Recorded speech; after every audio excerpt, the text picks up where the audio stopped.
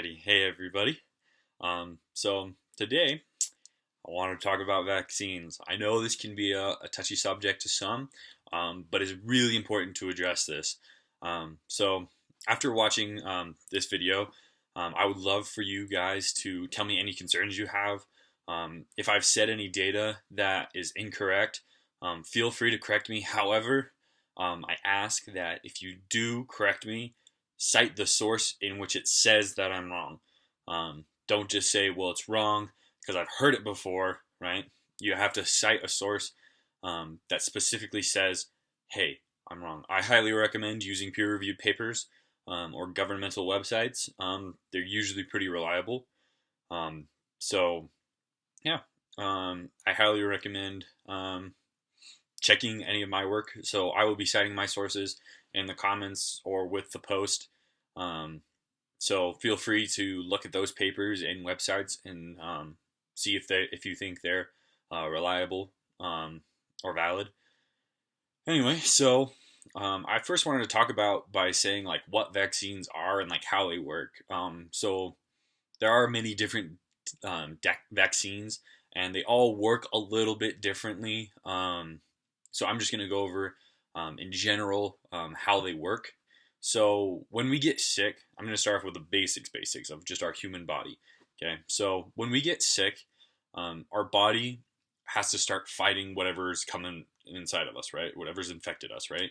So if say we get sick, right, and say we're trying to fight it off, okay, our body makes antibodies in order to help fight these off, okay.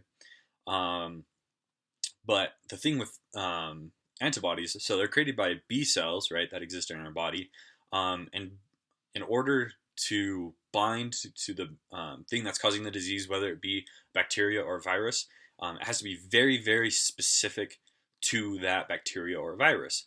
And if we've never encountered it before, we have to create a whole new antibody. So in order to do this, it takes time for our body to create a B cell which will produce an antibody that can actually bind to the bacteria or virus. It's not exactly binding to the virus, it's binding to other things, but general picture here, right?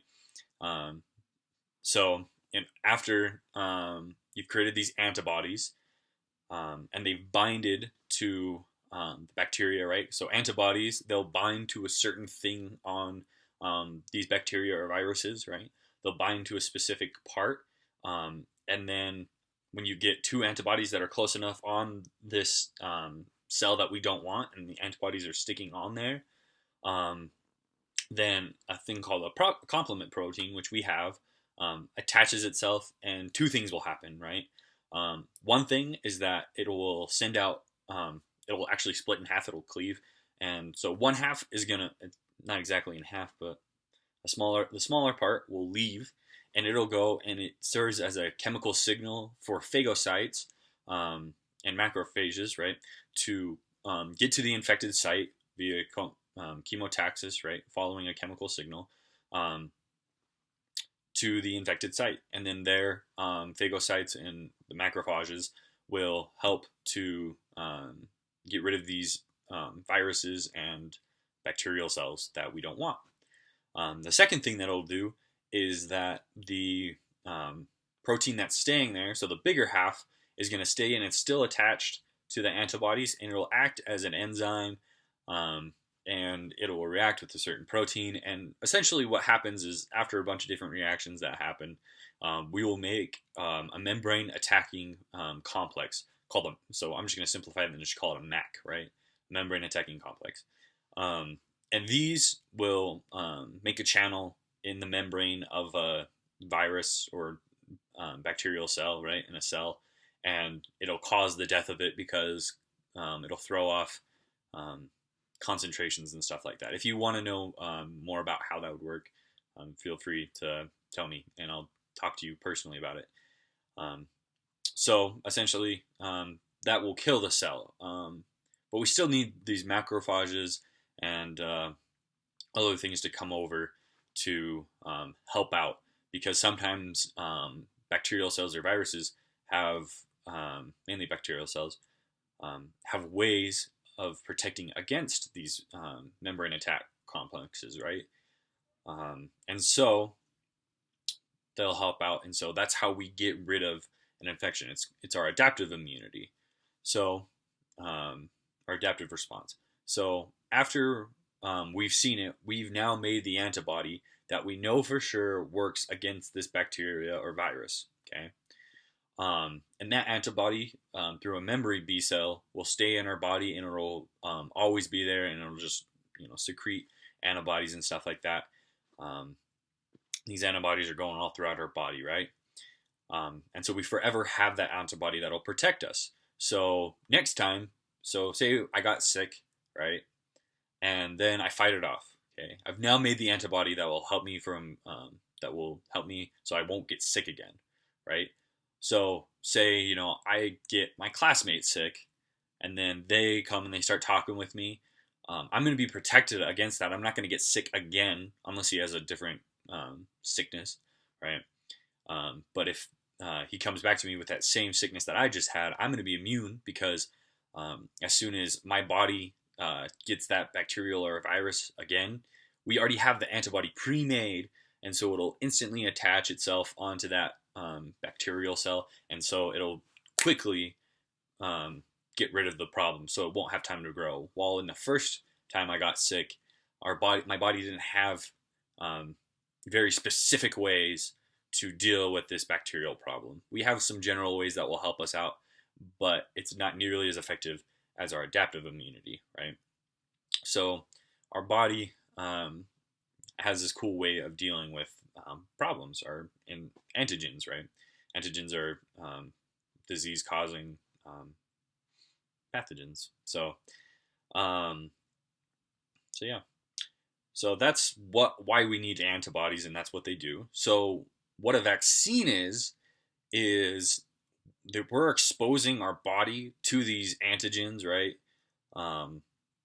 Via weakened or dead antigens. Okay, so there's many ways in which we do that. Killed, obviously. We just kill them. We have a couple different ways of doing that. But anyway, so what happens though is that we're going to put those in our body, but because they're weakened or killed, they cannot give us that disease. They don't have the ability to grow and reproduce and cause problems in our body. So we can't get sick from it, right? But it gives our body an opportunity to see that disease, that pathogen, antigen,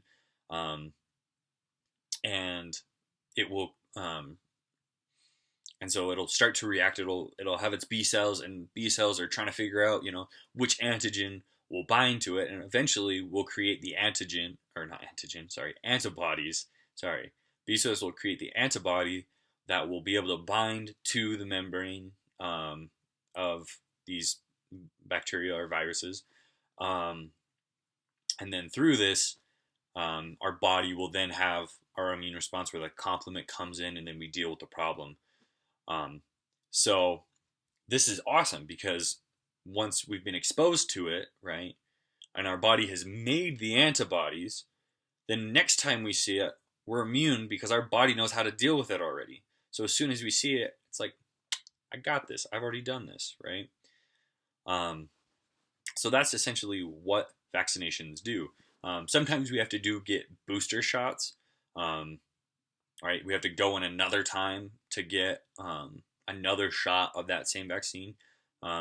It's not like it's it's not a second step per se. Like it's a whole different thing. It's usually just like almost the same thing, but just again because maybe our body didn't recognize it the first time. Maybe for whatever reason, it just because it's weakened or dead, it didn't cause anything, any problems, and so our body, for whatever reason, just skipped right past it. So we have to do booster shots, or like with our tetanus, we have to get it redone every 10 years, I believe. I'm not sure with that one. I will have to check that one.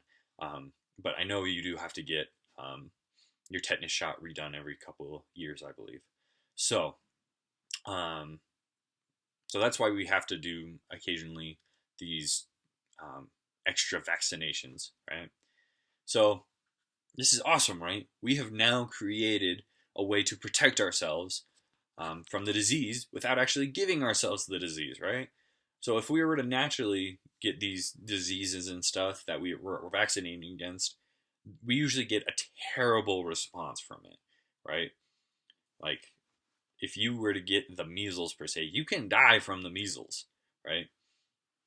Um, and so by just giving ourselves the vaccine, our body knows how to deal with it, and so we won't get the measles, right?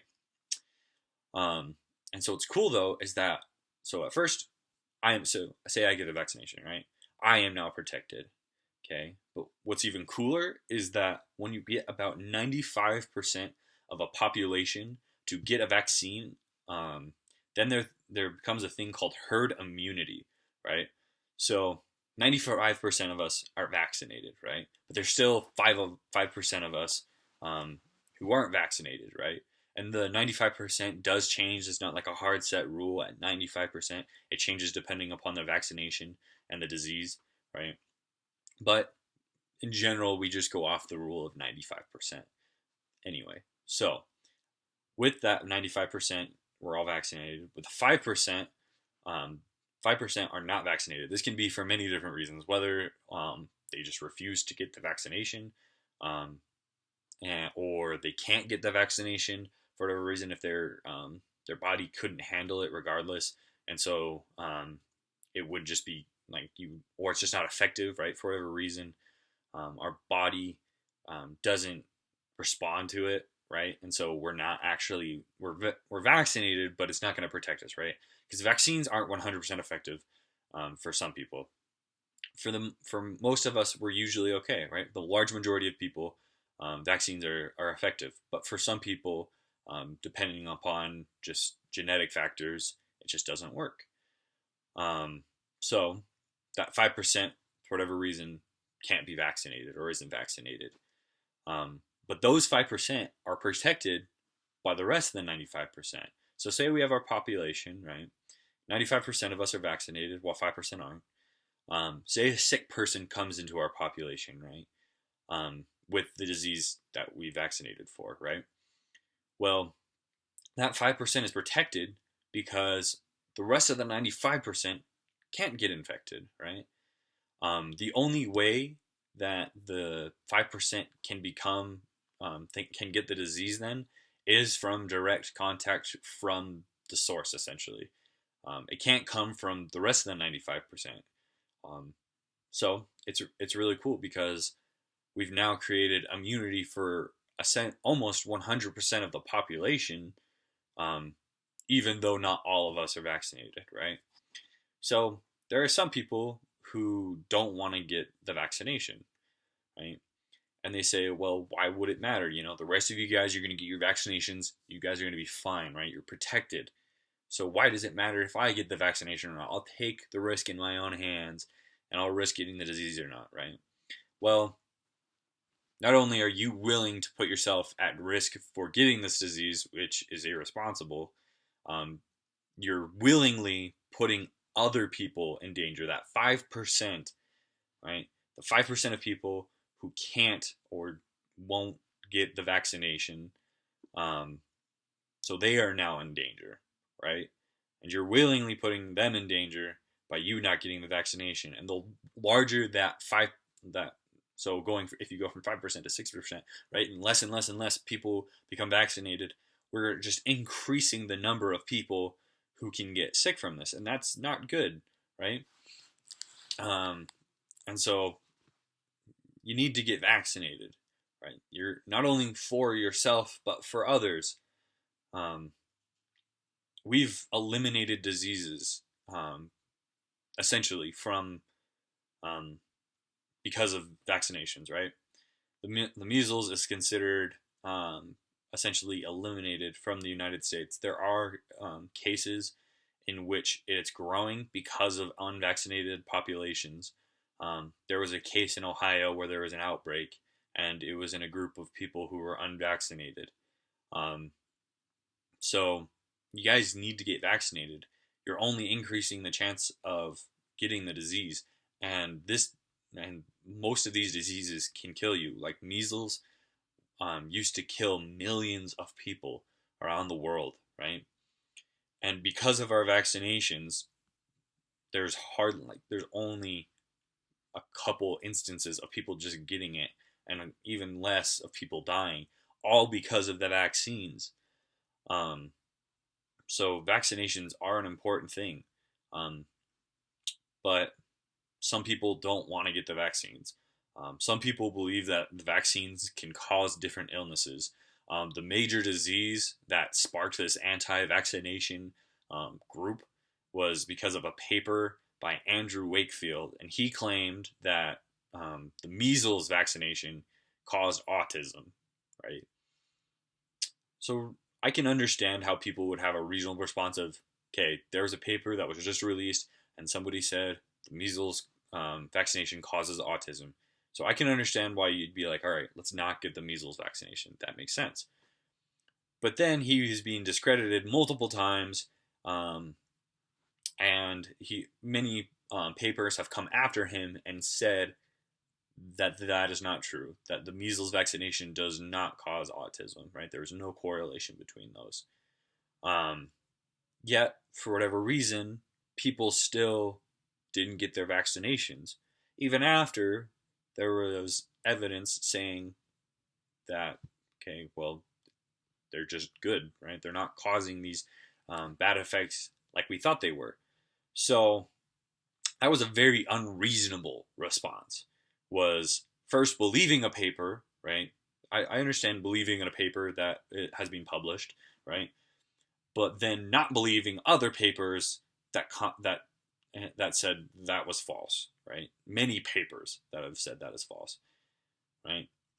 So the CDC has actually come out and said the autism does not. Vaccines do not cause autism, um, and they'll send you to links that show you those papers that say there is no correlation between vaccinations and autism. Um, yeah.